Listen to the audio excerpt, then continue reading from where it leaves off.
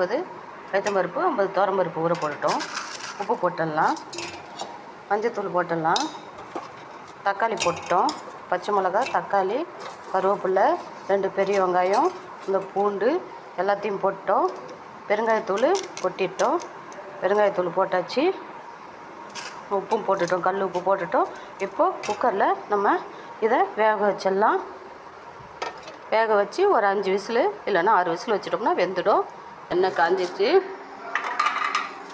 காஞ்ச மிளகா போட்டோம், கடுகு, உளுத்தம்பருப்பு, கடலப்பருப்பு போட்டுட்டோம்.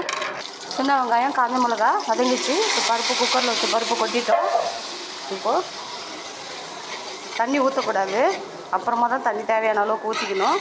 அப்போ தான் பருப்பு நல்லா குழைவாகும். இப்போது சின்ன ஒரு டிப்ஸு, நம்ம இட்லி மாவு இதில் ஊற்றினோம்னா சூப்பராக இருக்கும்.